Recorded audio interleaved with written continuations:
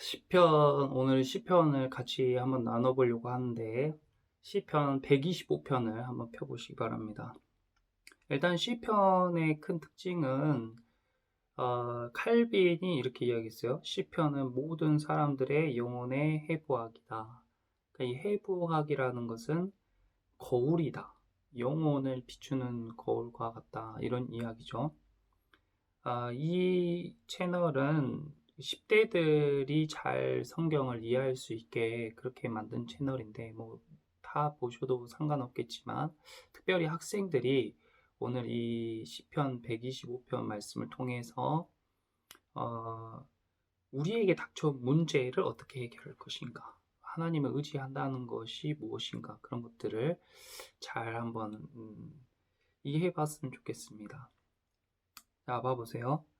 먼저 125편 1절 보면 여호와를 의지하는 자는 이렇게 이야기했어요. 그러니까 이 성경 125편은 하나님을 의지하는 사람에 관한 이야기예요. 그런데 우리가 기도할 때든지 일상에서 이야기할 때 너무 쉽게 하나님을 의지합니다라는 말을 남발하고 있죠. 남발 수준이죠. 근데 이 하나님을 의지한다는 건 간단치가 않습니다. 그리고 아무나 할 수 있는 이야기가 아니에요. 먼저 이야기해 보자면 이 시편을 쓴 사람은 엄청 그 영적으로 성숙한 사람의 고백이에요. 매우 영적인 이해도가 깊은 사람의 고백이라는 것이죠. 자, 이 하나님을 의지한다는 것을 차근차근 봐볼게요. 하나님을 의지한다는 것이 뭐냐면, 이 의지라는 것은 이 그 의지할 의자에 가지지자를 사용하는데, 이 언어학적으로 그러면 이 의지할 의는 이 사람 인과 오드자가 합쳐진 글자예요. 그런데 이 고대 그 갑골문, 그러니까 이 글자의 원형이죠. 갑골문을 보면 이 사람인 바깥을 옷의가 감싸고 있습니다. 그러니까 옷의자 안에 사람인이 딱 가운데 있는 거예요. 이것이 무엇을 이야기하냐면, 어, 추운 날씨에 사람들이 의지하는 것이 뭐예요? 추운 날씨에 사람들이 의지하는 게 옷이잖아요. 그 두꺼운 옷. 그것을 나타내는 글자가 의란 말이에요. 여기에서 이제 추위라는 것은 상징적으로 무엇이냐면, 이 추위가 바로 문제입니다. 문제. 추위라는 문제가 딱 닥쳤을 때에 무엇을 의지하느냐? 두 가지 방법이 있죠. 그 추운 장소를 회피하는 것과 그 추위를 견디기 위해 옷을 입는 방법, 이렇게 두 가지가 있는 것이에요. 그러니까 이 문제를 해결하기 위한 방법, 그것이 이 의지의 대상이란 거죠. 그 방법이. 성경에서 옷이 여러 가지가 나오는데, 가장 먼저 창세기에서 이 아담과 하가 죄를 짓자마자 수치심을 느끼게 돼요. 이 수치의 문제가 탁 맞닥뜨리게 됩니다. 수치의 문제를. 근데 이 수치의 문제를 딱 맞닥뜨렸을 때, 너 부끄러워서 어떡하지 하는데, 이때에 하나님께서 그 나무 잎사귀로 막 가리려고 해봤는데 가려지지가 않죠. 그것이 말라 비틀어져 버리고 듬성듬성 이제 군데군데 보이기도 하고, 그런데 이때 하나님이 탁 가죽옷으로 착 그걸 가려주시니까 그것이 거의 영구적으로 그 수치가 가려진다는 거예요. 그것이 이제 문제 해결을 나타내는데, 이처럼 성경에 여러 옷이 나와요. 뭐 거룩한 옷을 입은 사람도 있고, 굵은 베옷은 회개할 때 입는 옷이죠. 굵은 베옷도 있고, 능력의 옷, 구원의 옷 이외에도 뭐 여러 가지 옷이 있습니다. 그러니까 여기에서 이 옷이라는 것이 상징적으로 영적인 옷인데, 문제가 닥쳐왔을 때 우리가 어떻게 그 문제를 해결하느냐, 무엇을 의지해서 문제를 해결하느냐, 이것이 바로 하나님을 의지한다라는 뜻의 그 의지를 이야기할 때에 우리가 고민해 봐야 될 부분인 거죠. 그러니까 하나님을 의지한다면 하나님의 무엇을 의지하는가를 명확히 해야 되는 거예요. 실상 하나님을 의지한다고 해놓고 뭐 실제 삶에서는 그때그때 필요한 것들을 우리가 구해서 그 위기를 모면하고 문제를 해결하고 그렇잖아요. 하나님께 머물러서 하나님의 방법으로, 하나님의 그런 도우심으로 문제를 해결하는 것이 그렇게 많지 않을 것입니다. 그것이 근데 일상이 되어야 돼요. 그게 여호와를 의지하는 자들의 특징입니다. 자, 이런 문제가 있을 수 있어요. 성경에 보면 귀신 쫓는 거, 병 고치는 거, 그다음에 무지에서 해방, 가르침을 받는 것, 그리고 전도, 훈육, 자연재해, 전쟁, 기근, 모함, 핍박, 무기력함 이런 것들을 다 하나님을 의지해서 해결합니다. 근데 지금 이 시대에 여러분들 생각해 보세요. 오늘 나에게 닥쳐온 이 문제에 대해서 하나님께 기도함으로 또 말씀에서 얻는 지혜로 그런 것들을 해결하는가? 뭐 단적인 예로 내가 아팠을 때에 기도를 먼저 하는가? 병원을 찾는가? 아니면 내가 지금 뭔가 필요할 때 기도하는가? 아니면은 부모님을 찾아가는가? 그리고 친구들과 관계의 문제에 있어서 다른 친구들 아니면 선생님의 도움을 받는가? 아니면 하나님 앞에 기도하는가? 이런 것들을 비교해 보면 내가 과연 하나님을 의지하는 이 125편을 쓴 그 글쓴이처럼 내가 하나님을 의지하는 사람인가 아닌가 알 수가 있는 것이죠. 우리가 욥을 함께 나눠봤었는데 욥기에서 욥을 보세요. 그 42장이라는 긴 시간 동안 욥이 겪은 그 고난과 고통, 그리고 욥은 늘 입으로 하나님을 의지한다고 말했던 사람인데 누구나 그렇게 다 알고 있었죠. 그런데 이 욥이 하나님을 의지하면서 살아간다고 고백했던 사람이지만 실상 그의 재력, 그의 재산, 그리고 그의 가족들을 의지하며 살았던 거예요. 그러니까 그 자신이 의지했던 것들이 싹 사라지고 나니까 어떻게 됐어요? 그러니까 욥이 자기가 생각 못했지만 자기가 의지하고 있었던 것들이 자신의 재산과 가족들이었어요. 그러니까 그 욥이 의지했던 것들이 싹 사라지고 난 후에 그러니까 이제 욥에게 수많은 문제들이 닥쳐오기 시작하는 거죠. 일단 친구들이 와서 이야기하기 시작하고 그리고 사람들이 이제 자기를 따르던 사람들이 손가락질하고 무시하고 여러 문제가 닥치게 되죠. 그런데 이때에 이제 이 문제를 욥이 딱 직면했을 때, 욥이 이 문제를 딱 직면했을 때, 이 즐거움을 우리가 욥이 이것을 어떻게 이 문제를 대해야 되는가? 첫 번째는 문제를 뚫고 가는 방법이 있고, 하나는 문제를 회피하는 방법이 있단 말이에요. 먼저 회피하는 방법은 어떤 거겠어요?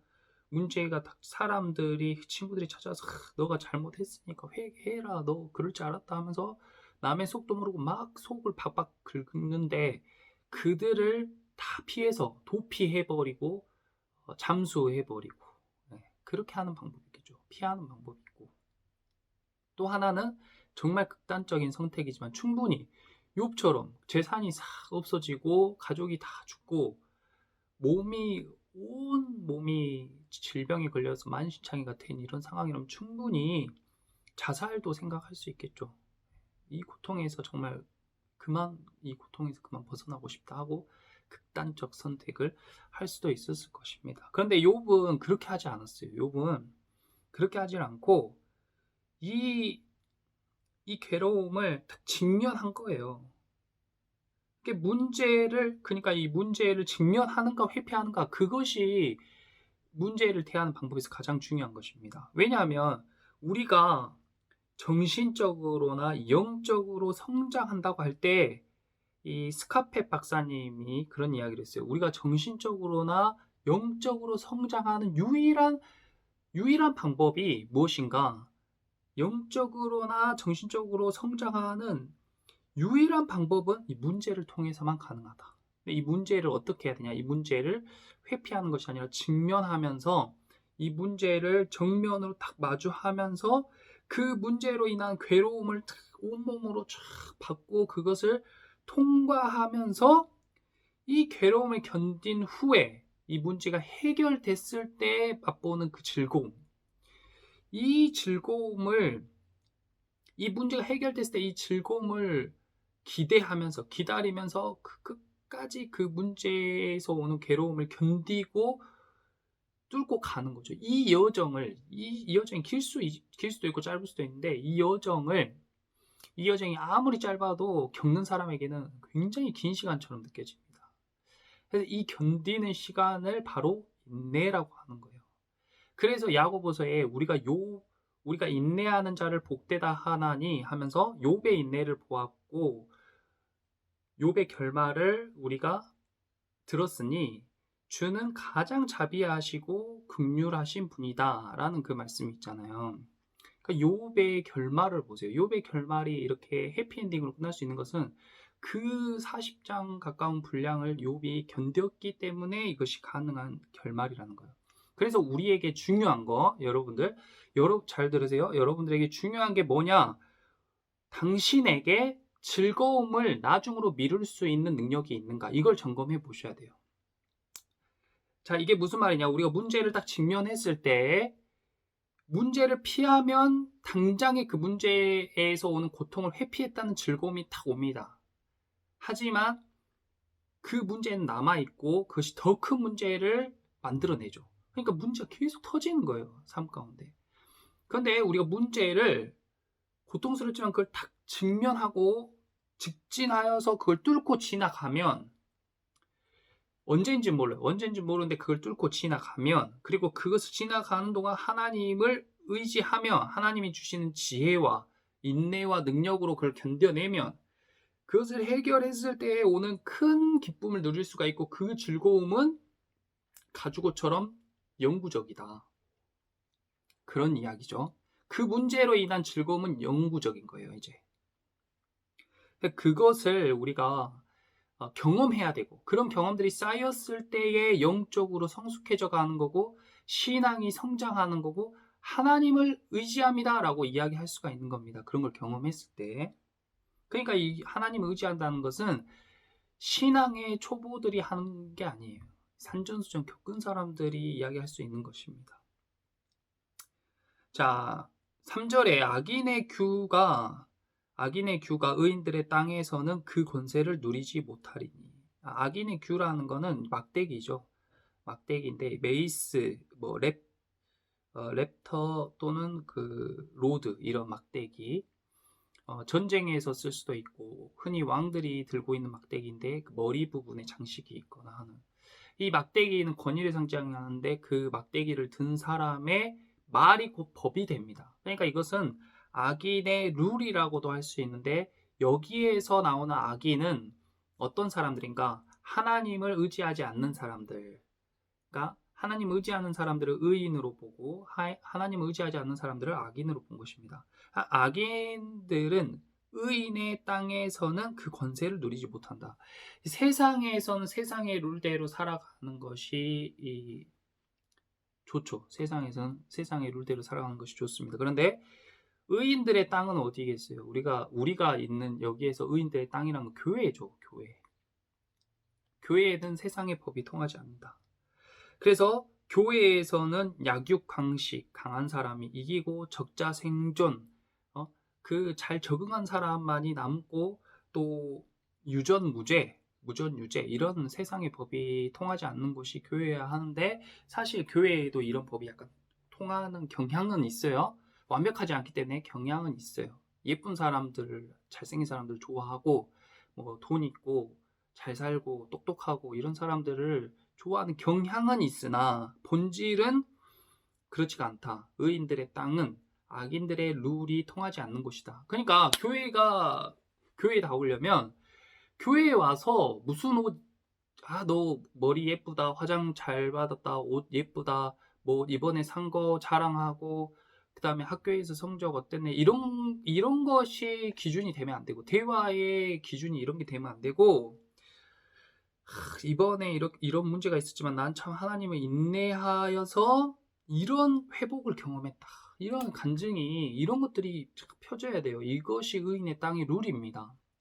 그런 것들이 문화가 돼야 돼요. 교회가 문화를 선도해야 되는데 세상 문화 따라가기 급급하면 교회가 세상이랑 다를 바가 없죠. 그러니까 세상의 룰이 통하지 않는 것이 교회다.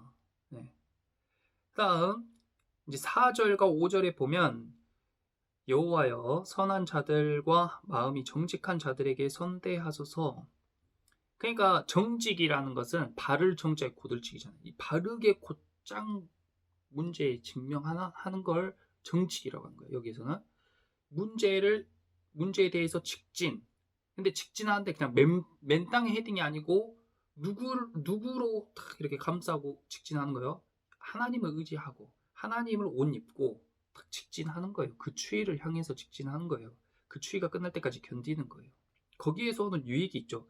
거기에서 오는 깨달음과 배움이 있고 성장이 있는 것입니다. 그걸 피하는 사람들은 성장이 없어요. 성장이 없습니다.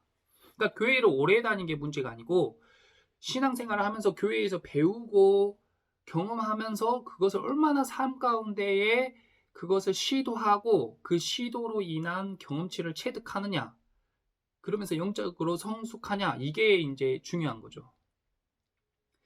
이 정직한 자들에게 선대하다라는 이 선대하소서라는 것은 원어로 토부인데, 토부는 좋다라는 뜻이죠. 좋다. 그런 정직한 사람들의 인생을 좋게 하소서, 하나님 보시기에 좋게 하시고 행복하게 하소서, 그것이 해피엔딩으로 끝나게 하소서, 이런 말이에요. 그리고 5절도 자기의 굽은 길로 치우치는 자들은, 굽은 길이라는 거는 말 그대로 우회했다는 거잖아요. 직진하지 않고. 그러니까 하나님을 의지한다고, 말은 하나님을 의지한다고 하지만 우회해서 살아가는 사람들은 누구랑 같이 다니게 하냐면 죄를 범하는 사람들, 세상 사람들과 동일하게 함께 다니게 한다. 구분되지 않고 의인의 땅이 아니라 악인들의 땅에서 살게 한다는 것이죠. 그러니까 이 구분자들은 죄를 범하는 사람들과 함께 다니게 하시고, 이스라엘에게는 1절에 나오는 시온 산에 있는 사람들에게는 2절에 나오는 예루살렘에 있는 사람들, 3절에 나오는 의인들의 땅, 그러니까 교회에 있는 사람들, 하나님을 의지하는 이 사람들에게는 평강이 있을지어다. 샬롬. 이것이 샬롬입니다. 우리가 샬롬하고 인사할 때 이 샬롬이 그냥 샬롬이 아니고 그 고통과 고난과 괴로움을 견디고 그 고난의 추위, 고통의 추위, 인생의 밤, 그 추위를 정면으로 부딪히되 하나님을 옷 입고 그것을 탁 통과하고 여명을, 그 밝아오는 여명을 쫙 바라보면서 그 따스한 온기를 쫙 느끼는 그 행복감, 그 기쁨과 즐거움을 누리는 사람들에게 오는 감정이 바로 토부이고 샬롬인 거예요. 그래서 학생 여러분들, 특히 지금 10대 청소년들에게 가장 부족한 것이 뭔가 이 즐거움을 나중으로 미룰 수 있는가, 이것이 중요한 여러분들 과제입니다. 지금 10대들은 이 즐거움을 당장 막 그 쾌감이나 즐거움을 미룰 수 없어요. 지금 하고 싶은 걸 막 해야 돼요. 너무 자극적이고 너무 충동적이죠. 그래서 여러분들, 하나님을 의지하는 여러분들, 지금부터 즐거움을 나중으로 미루고 지금 하기 힘든 것들을 지금 하고 나중에 오는 기쁨, 그리고 지속적이고 영구적인 기쁨을 누리는 것을 체득해야 결국 인생의 괴로움과, 인생은 고해잖아요. 고통의 바다라고 하잖아요. 이 인생은 이 기쁨도 있고 즐거움도 있고 어려움도 있지만 고통의 바다예요. 근데 이 고통의 바다를 크게 봤을 때, 우리가 이 크게 봤을 때의 이 고통의 바다를 쫙 지나간 후에 영원한 나라, 천국을 우리가 바라보는 것이 크리스찬들의 소망 아닙니까? 이것이 삶 가운데 이 일상에서 연습이 된 사람이 영원한 나라를 소유할 수가 있는 것이죠. 그러므로 이 시편은 그냥 읽으면 다 그 말이 그 말이에요. 150편이 다 그 말이 그 말인데, 이것은 그 말이 그 말이 아니고 우리 영혼을 완전 적나라하게 해부해놓은 해부학이면서 완전히 적나라하게 비추는 거울이에요. 굉장히 영적으로 성숙한 사람이 써놓은 시입니다. 솔로몬이 쓴 시편이 약 1000편 정도가 되는데 그 중에 열 몇 편밖에 여기에 기록이 안 돼 있어요. 그만큼 엄선해서 올린 그런 영적인 말씀이에요. 그러니까 이 영적인 거, 우리가 크리스찬은 반드시 영적이어야 되는데, 영적인 걸 잘 알아야 되는데, 이 영적으로 성숙해진다는 것, 성장한다는 것은 뭐냐면 이 우리 안에 있는 이 작은 소우주, 우리가 사는 세상, 스페이스에서 여기에서 출발해서 점점 더 큰 우주로 들어가는 이 여행을 계속하는 것이에요. 이 우주가 커지는, 확장되는, 팽창되는 것이 바로 이 신앙의 성숙이고 영적 성숙이에요. 그러니까 이 세계관이 확장되는 것 또한 신앙의 성숙이고 영적 성숙이죠. 그러니까 이 작은 세상에 살 때, 작은 우주와 세계관에서 볼 때의 큰 문제였던 것들, 이거 정말 큰일이다 했던 것들이 점점 커진 큰 우주에서 살아가 보니까, 큰 우주를 보게 되니까, 내 세계관이 확장되다 보니까 이 문제가 요만한 것이 되는 것이죠. 작은 문제가 되는 것이죠. 그러니까 어려서부터 이 세계관과 우주관을 확장시킬수록 나에게 오는 문제들을 다 잘 받아들일 수가 있는 것이에요. 그러니까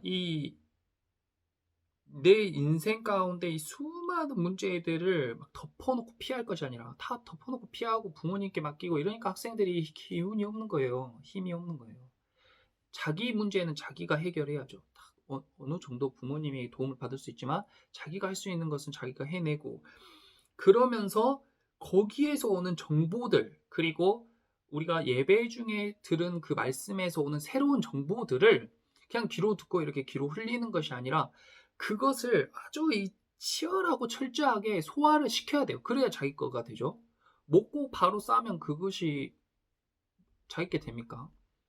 그게 자기 게 되도록 철저하게 소화를 시키는 작업을 해야 돼요. 소화를 시켜서 그 다음 뭘 해야 되냐면 그것을 자기가 기존에 갖고 있는 생각들과 사상과 철학과 딱 이 통합을 시켜야 돼요. 거기까지 돼야 그게 자기게 되는 거죠. 근데 그게 괴로움과 이 고난의 풀무불을 안에서 그게 녹아져서 하나가 되는 거예요. 그래서 문제를 통해서만이 성장이 있다라고 이야기하는 겁니다. 그래서 이런 경험을 이런 경험을 아주 숱하게 겪은 사람의 고백이 이 시편 125편 1절, 하나님을 의지하는 자는 흔들리지 아니하고 영원히 있음 같도다라고 이렇게 고백할 수가 있는 것입니다. 아무튼 저와 여러분의 삶 가운데서도 이렇게 하나님을 의지해서 영원한 즐거움, 그리고 인생의 미래에 대한 그 막연한 두려움이 아니라 하나님을 의지했을 때 모든 문제가 결국에 선하게 토부로 샬롬으로 내 인생에 다가올 것을 기대하는 저와 여러분 되시기를 기도합니다.